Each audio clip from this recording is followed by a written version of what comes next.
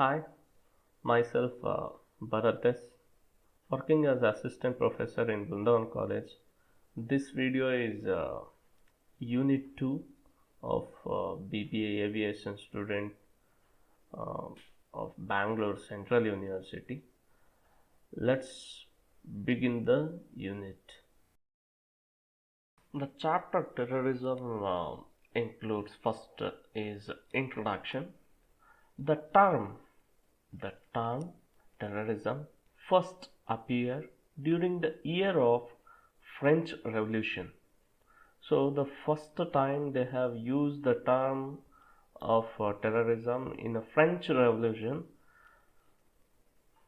by Edmund Burke, a British philosopher. In 70s used the word to describe the political scene in revolutionary pairs. So for the description of the revolutionary pairs which is happening in the French Revolution, he has introduced the word called terrorism. Okay, now the next is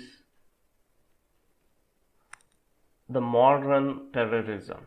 Throughout the world, terrorism organizations often threaten any possibilities of peace among and within the nations. So they are threatening the peace within the nation as well as outside the nation. They are threatening the environment of peace.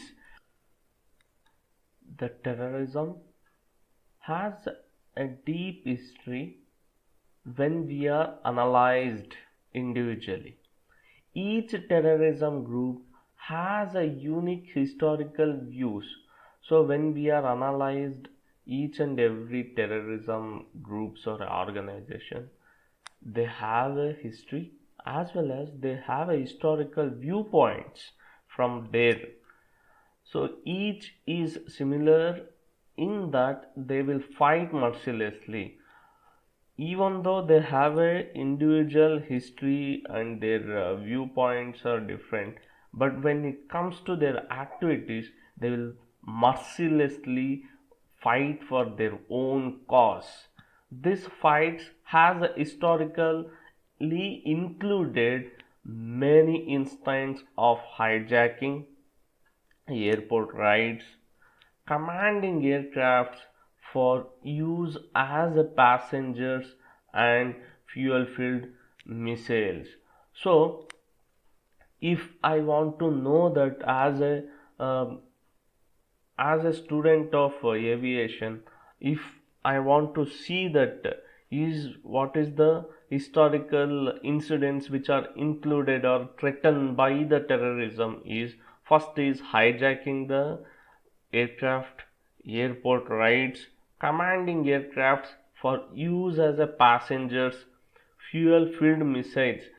This example for fuel filled missiles is 9/11 attack. They have used the aircraft as a missile. Aeroplane provide a capsule container of ready-made hostages, all organized, sitting in a row, strapped in their own seats, and basically defenseless. So we have to know that why they will choose aviation industry as a targeted audience for terrorism activity. First is if you capture the aircraft, everyone seated in a row, they need not organize or they need not to segregate the passengers, they need not to threaten more. It is already set, the stage is set for them. They are already sitting in a row and they are tied with the seat belts, so they are sitting basically defenseless. So due to our security reasons and all those things, nobody will ready to fight against the terrorists. So these incidents, what will happen, it will give an capsule for the terrorist to do a hijack or a airport ride, or use a aircraft as a missile. From terrorist point of view, aircraft is a preferable target. So because of this reason, from the point of terrorists, the aircrafts are preferable target because of their international flavor. So any terrorist groups, they want a publicity for raising a fund, or their identification in the world, or any other personal reasons they want to identify it throughout the world. This can be happened from the aviation industry because it has an international flavor. The likelihood the press will focus on the incident. So what will happen if anything is happened to any country's airport, or any flight is hijacked, all the international bodies as well as the press or a media will focus on that. They will try to figure it out, how it is happened, why it is happened, who has done. From this point they will become a popular, they will come to an lighting. So because of this, it is an preferable target for the terrorist.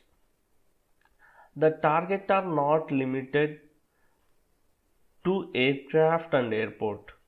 So the target is not stopped for just targeting a aircraft or airport, and the effect can be very significantly from loss of life and injuries to property damages and disruption in services such as electricity, water supply, public transportations, and communications.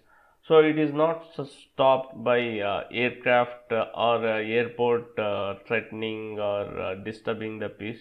It is also extended. Their activities also extended to the loss of life, injuries to the properties, damaging and disturbing the system of electricity, water supply, public transportation, and communication, and other stuffs. The primary way to reduce the terrorist attack is by increasing the security at airport and other public domains. So how we will reduce the terrorism activity in the aviation sector or other sectors is only the way is increasing the security in the particular field. The aviation industry, however, remains at the particular risk. So the aviation industry is already having the security measures which is already taken, so we don't need to bother more about the security issues for the industry. See the definition. If you want to know what is the definition of terrorism, no one in the universe has accepted any one definition. We don't have any particular definition which can be described the terrorism, but generally if I want to describe or define, I can define as the use of force or violence against persons or a property in a violation of criminal law for purpose of ransom. So for my purpose or my individual benefits, I am threatening a person or a property or any other country's law I am breaking. That can be called as a terrorism. So if I comes to an FBI, Federal Bureau of Investigation, it is categorized the terrorism into two major group or it can be categorized by the activities. One is domestic and another is international. So when it is categorized, domestic means the activities which will happen within the country, but the instructions will not come from outside the country. So the activities will happen within the country, and as well as the instructions, the orders which will comes for that activity will be within the nation itself. When it comes to an international terrorism, the activities will be happen outside the country, belongs to our nation or any one nation, particular nation, but the directions will come from outside the nation. Within or outside the nation there will be a terrorist activity which will happen, but for the orders of that activity will comes from outside the country. That is called international terrorism. So we will move further. Let's see what is the cause of terrorism. What is the cause of terrorism?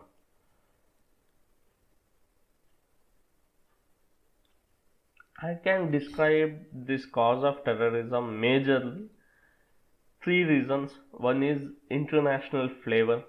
So I have discussed in the introduction part, the aviation industry has an international flavor, that the uh, terrorist groups can get international remarks, or internationally they can popularize their groups, and from that they can tell that what is the ideology, why they are doing this, what is the reason behind that, and their own viewpoints. And as we know that they have an individual history, causes and everything they can describe in front of the world. Because of that reason they will target the aviation industry. Because of the international flavor which is involved in the aviation industry, they always targeted by the terrorist. Ready-made and defenseless hostages. So all the, if you see the condition of a aircraft or your airport itself, in airport they have a terminals, the set of rules and regulations are there for the passengers, they are defenseless, and if you make them hostage, it is easy for them to make the people as a hostage. The travelers can easily, they can target, make them as a hostage. Aircraft as a missile, since they can go and fill the fuel and they can use the aircraft as a missile. In 9/11 attack also they have used the aircraft as a missile. So let's go and see the next is rivalry crimes. So this rival crime, I will go for entire paragraph. So more than 50 years the issues are there, still it is continuing. And why it is happening? It is only happening because who is entitled to live in the land of history called Palestine? Why it is happening? Why it is happening from 50 years? Only to know who has to live in Palestine. Even though Britishers had a verbally made a permission to Arabs to support an independent Arab states, they did so without the consent of the French. The French had an independent set of goals and eventually signed the Sykes-Picot Agreement with the British that divided the Middle East into interest in the alternative the British also publicly issued the Balfour Declaration promising Palestine as the future Jewish homeland. So if I want to summarize this particular paragraph, there is a two individual dynasties or individual powers who are ruling that land. One is British and one is French.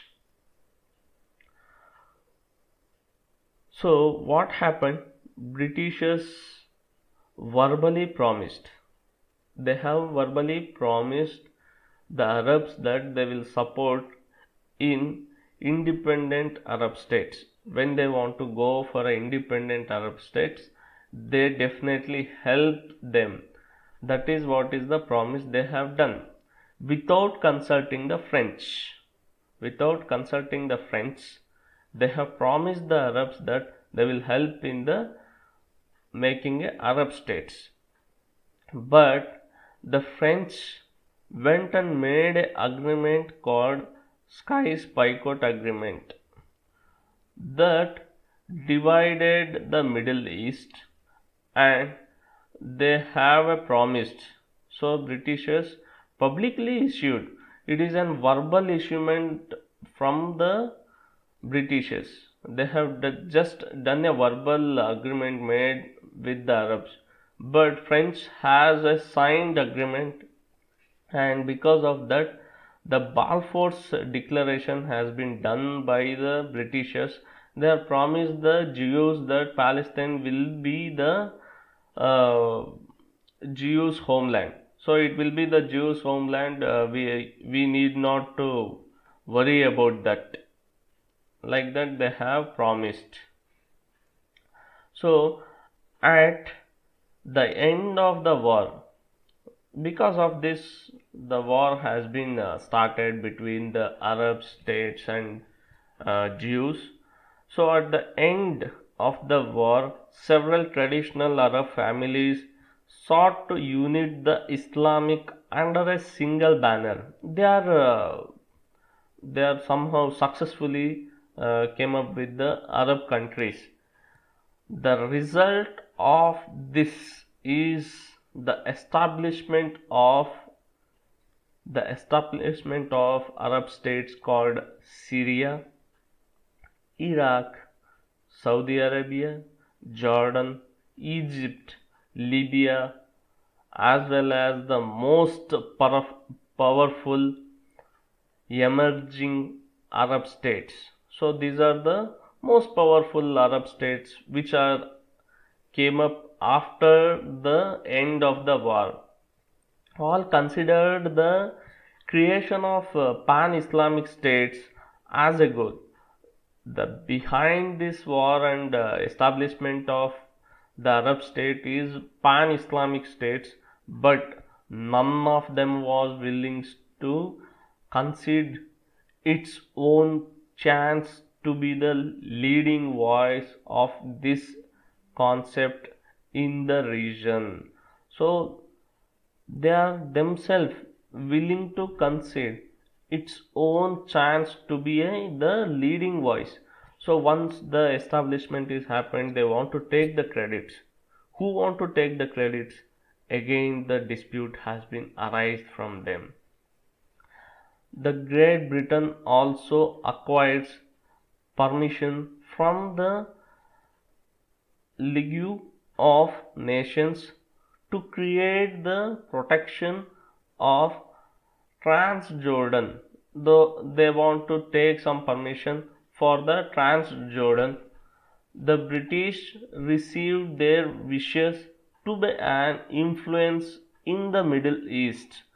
So behind this, they want to control the Middle East. The Britishers want to control the Middle East. They saw the dispute between the Jews and the Arabs. They try to segregate them. They want to make some dispute there to take the control over that Middle East, but it claimed a hefty price. So for that they have paid a price, heavy price. From that, neither Arabs are satisfied nor the Jews are satisfied from the arrangement which is made by the Britishers. In addition, the political atmosphere in Arab states borne many years of weakness. So from this what happened, the political powers which is present in Arab has been weaker, and the frustrations, mutual suspiciousness, and other incidents has been arised, and emergence of even moderate concession among the Arabs are arised. So this is the rivalry claim of uh, Palestine. So if I want to summarize this whole incident, is it has a 50 years of history. In this 50 years of history, the dispute between the Arabs and Jews are started only because that who want to live in the Palestine, the Palestine whom the Palestine is belongs to. It is started when the Britishers are verbally promised the Arabs that they will support to the Arab states, the establishment of Arab states. But the French and the French and Britishers are made a Sykes-Picot agreement, and the Britishers are Balfour's declarations that they will give Palestine to the Jews as a homeland. After that, the Arabs are started war. At the end of the war, they are successfully established the Arab countries that are Syria, Iraq, Saudi Arabia, Jordan, Egypt, and Libya as the most powerful emerging Arab states. But after the establishment of Arab states, the pan-Islamic states, the behind this establishment is pan-Islamic states.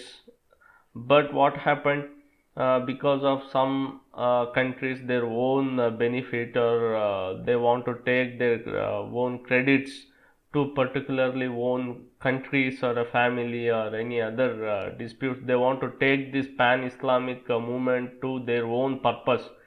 That is not happened. They have a dispute that we are also fighted for the pan-Islamic movement, how you can take the credit, all the credit with you. So they are not agree to share the credits with each other. They want to take the credit by their own one pan-Islamic. So what happened after that, again Britishers are interfered in the disputes. They try to control the situations. They seated with the Arab families, and they try to sort it out, and they have given some of the arrangements for the Arabs as well as for the Jews. But this they have done only because to influence the Middle East, and they want to take the power of Middle East to their control. For this they have paid more price from the arrangement which is done by the Britishers. It is not satisfied the Arabs as well as it is not satisfied the Jews. And after that, the political situations which is arised in the Islamic states or Arab states, which is weaker and frustrated situations has been created politically. This is all about the rivalry claim of the Palestine. Thank you for watching. We will meet you in the next video.